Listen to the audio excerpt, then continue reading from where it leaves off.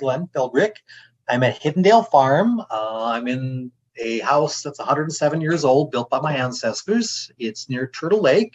So being a lifelong farmer, I grew up in dairy and also had chickens. We ate our own meat and we grew most of our own vegetables. So today, there's still beef cattle. I have chickens. I raise gardens, and as of 2016, I got some grounds considered certified organic. And as Stephanie mentioned earlier in the slide, there's a program approved by USDA that you work through a certifying agency to do.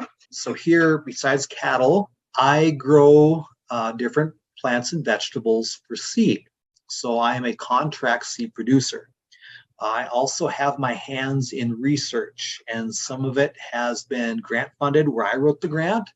Some of it is I am not the PI, but I am a research participant as well. I sell my product goes to research is research, and I do earn income through research. So I have been a producer for Seed Savers Exchange, Southern Exposure Seed Exchange, Row 7, that's associated with Chef Dan Barber. I've grown for Johnny's, Nature and Nurture in Michigan too. So what influenced me to get organic certification is, for the most part, in regards to vegetables and flowers, I was already doing it. The area I needed assistance on was sourcing my seed. I didn't have anything that was GMO, but you're supposed to have things that are, in most cases, considered certified organic. And so that wasn't a hard transition there at all. Most of my practices involve tillage. For soil, I have in one field 9% organic matter, another one 5%. So I'm a higher level. That's even before certification. So I do better in most cases there. If I'm lacking anything, it'd be more micronutrients. So if I look at a soil profile, I'm better off than a lot of people are. Part of going organic was part of my values, and also having negative experiences with pesticides. And I can tell you from when I was a teenager, this is a long time ago, a lot of pesticides weren't working a long time ago. So that caused me to look at new ways to deal with weeds. Right now, my biggest two challenges are Canada thistle and bindweed. And from a biological standpoint, I have killed Canada thistle by mowing it about that high. So I'd say, that's 8 inches, 6 to 8 inches in there, before I felt it was going to rain. And it's a combination of the injury and the wet. It opens it up to disease, and it died. On a drought year, that's not going to work. But the neighbor's ditch was full of it. It's not anymore, and that was my doings. I had a patch in the pasture too. Grazing influences that as well. Weeds are a challenge for everybody. So even if I look at a conventional neighbor, they still got weeds. But an organic producer's toolbox are different. So part of it is your crop rotation. It could be weed flaming, and I got a couple different devices for that. Part of my rotation is alfalfa. Alfalfa chokes out a lot of things. Just the challenge I had with the drought starting in 2020 and 2021, I needed to transition a couple fields into alfalfa then, but I'm on my third try with alfalfa because the drought took it out in 2020, grasshoppers 21 and 2022. But grasshoppers caused me to look at new ways to deal with things, and I got awarded a grant to study how to deal with grasshopper pressure. So I'm not really selling locally, though I do graze a few vegetables that some people buy from me, and I let them know that I'm organic. And one of my conventional neighbors, he's really curious about, what are you doing for research? Tell me about that. So there's some that I've caught the eye in a positive way. There's another that they're not fond of that me being organic, but that's not their business. So I guess, where I've had publicity in a local community is when I have field tours, and that's attracted a few people. There are approved pesticides. For example, often it's like a type of lemon oil. Orange oil can be used as a pesticide, and they'll have a label called OMRI. That means it's approved for organic use. Fertilizers that are approved for organic use would not be derived from petroleum. So most like nitrogen is, but there's other sources that are not derived from petroleum. So I guess the misconception is that there are pesticides out there, but they need the OMRI label. Question is if they work. And granted, I can tell you there's plenty of non-organic approved pesticides that don't work either. Drought is a challenge for everybody. Weeds are a challenge for everybody. I've had successes in rangeland with rotational grazing and weeds, also improving just the ecosystem of the pasture. I've had success with like absinthe wormwood, just controlling it mechanically. When I look at something that really gets on my nerves, like bindweed or thistle, I start looking at things from a different angle. For example, I have the book When Weeds Talk. It often looks at a soil deficiency. And like for me, it's more of a micronutrient thing. So that's something I'm toying with. However, it's important to look at sick plants out there. So if there's sick thistle out there, that's something you want. And someone's working to put that in the jar. I found sick bindweed, and I'm going to try putting that in the jar. The past, going on my 3rd year, grasshoppers have really been a plague. So basically, I could watch them take out a crop a day, onions one day, phacelia one day, borage one day, lettuce one day, tomatoes one day. They just move from one to the next. My neighbor, he sprayed his beans for them. That lasted 3 days, and he'd spray again. So this was all last summer. I don't know how that penciled out, but what I did notice is that why are they in my wheat, but they don't eat it? Why are they in my renter's soybeans and they're eating it? And this is all very close to each other. In my renter's wheat, they were in it, but they wouldn't eat it.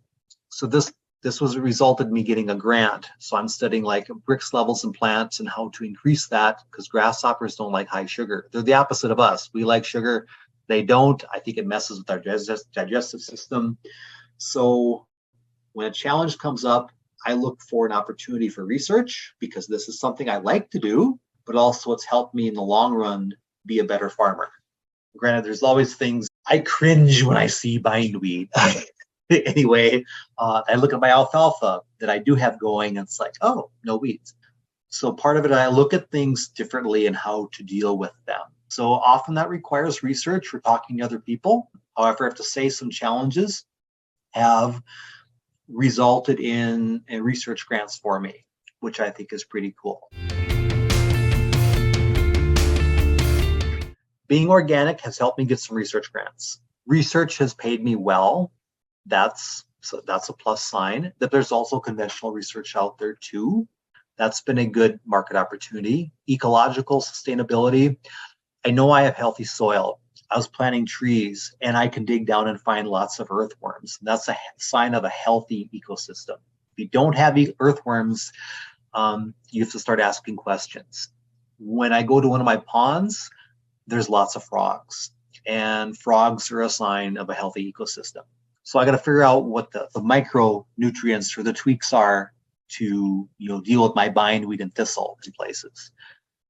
Other advantages, I think I eat healthier than most. I think that's a plus.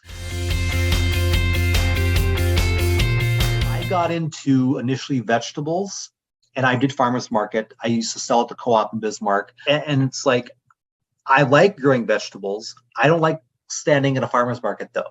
And so that's why I transitioned to seed, though I'm still growing vegetables and things. I love growing things. Long-term is I'm transitioning to native Northland prairie wildflowers. Grasshoppers don't seem to like them. And this is a niche market. And from experience, I have more regretted the things I haven't done than the things I've done. And so I thought, I got to do this. I don't got as many planted as I wanted this year, so it might prolong my launch online another year. So be it, I want to do it correctly. But getting into seed, there were some things I need to learn regarding cleaning, and taking on these contracts did help me learn that. So there was an education factor there as well. With the Brix, to be blunt, if it's a drought year, it doesn't matter if you're organic, conventional, you're up the creek either way. That's just There's not enough water. The plant is stressed, obvious reasons. Now they're still here. Mother Nature does them in when you get significant rainfall at the right time, which is when they hatch. So it didn't quite happen at the same time, so they're still here. Ways to do it are I'm looking at 5 different treatments. One is a particular kind of calcium. One is changing I have a lot of nitrogen in my soil. I'm changing the nitrogen-potassium ratio. So essentially I'm adding more potassium. That's one way. Humic and fulvic acids is another treatment I'm trying. Part of it can be your variety. Some varieties just have more sugar. Some don't. There's a chart out there, and I got it on my desktop. It gives average Brix for a bunch of varieties. There could always be an outlier out there. It's like, well, I think potatoes often are in a lower level than onions, but there's always an exception to the rule. And you could have a variety that just has lower Brix or higher Brix too. I'm trying to think of everything I have in my system that I'm using. Let's see, calcium, the humic fulvic acids, potassium, nitrate ratio. Basically, I have several different colored flags for this. The calcium is applied liquid. I mix powder with liquid and spray that. Most of them I spray on except the potassium. So those are some of the things you can do. Doing a soil test beforehand is helpful. So you know what you got. For example, the one field where I have a lot of these crops I'm testing, that organic matter level is over 10% there. Now, if you look at NDSU's like fertilizer calculator, I think it's over, you get over 5%, and basically you start reducing the amount of nitrogen you have to add. They note that in there. So those are some of the things I'm trying, and plus with another plot where you just don't add anything and see what happens. So there's not a one size fits all. Soil profile, variety make a difference. In a drought, it is going to matter what you do for the most part. When you think about me is I could irrigate, but the grasshoppers are here anyway, and they're very busy right now. They do let it grow a little bit first. Right now my crops aren't high enough to test for Brix. They're a little bigger, and things are germinating late anyway. Those are some things I do for Brix. Or I'm going to try, so I can't say for sure it's going to work, but hey, nothing ventured, nothing gained. Borage, I grew it as a cover crop, grows successfully. Pollinators like it, and the year I grew it for seed, the grasshoppers mowed it down. I'm in central North Dakota. It will grow successfully here. I'm very happy with how it grew. If I'm going to grow a field of it organically, I guess what I would do, if it transitions out of alfalfa, you could plant borage next year, or if you've had winter rye, then you could plant borage, probably be fairly weed-free. I did it in small plots. I got ballpark 100 row feet right now. When I did seed, I probably had 250 row feet. For right now, it's not for seed. This is just for the research grant. Initially, it was a cover crop. Now I grew it for the first time in 2019. 2021, I grew it for contract. The grasshoppers took it in. One comment I like to make is that there's a list of prohibited substances. So if I were to apply a prohibited substances to a piece of ground, it's 3 years until that ground could be certified. So it's something you consider. That's a big deal in transitioning. And so, something to consider if someone's going to transition a piece of ground is, okay, let's deal with weeds now. Let's get the alfalfa in there. Alfalfa usually wins out above all. In a field of alfalfa, I can draw a line. It's like alfalfa, weeds. It's like chop right there. A weed is something undesirable. So many of you, if you don't want alfalfa, well, it's a weed, but it's a great green manure, great cover crop, but it also helps people. It's a good crop to use to choke out weeds. So a study that took place here that I was not the PI for, I was a research participant, but my farm was one of 2 places in the state for the site. We had 12 plots over 4 years to deal with bindweed and Canada thistle. And alfalfa was the control variable. And you have that alfalfa in there, and it's like there's no weeds. And then last year, for both sites, everything had to be wheat. So just plow everything up. And alfalfa, you have to kind of work it twice, maybe 3 times to take it out. And I missed the spot. It's still there, which is fine. And the wheat did pretty good in those spots. So there's something to it. So FYI, if you go down that route, you have an option. If you have a small plot garden, that's something you can broadcast. You have to do some serious rototilling to take it out when the time comes. But so be organic. Your toolbox is different. Cucumber beetles. My mom, when I was a kid, would use 7 dust. I remember using that. So that was a prohibited substance. However, diatomaceous earth kills bugs. Basically, if you see them on there, sprinkle, sprinkle, sprinkle, it does them in. So you have options that are organic and safe, because we could eat diatomaceous earth. We can. I suggest not eating 7. However, keep in mind how many generations of insects are born a year, and they become immune to whatever it is. I knew people used porons on livestock for parasites. A lot of them, they just don't work because the bugs are immune to it. So it's like, well, why use it if it isn't going to work? It's like for my milk cows, I have a mixture of orange oil, lemon oil, mineral oil, vinegar, a little bit of dish soap, eucalyptus. I'm forgetting a couple, clove oil, and I mix all that all together and I spray that on their back, and it keeps the flies away.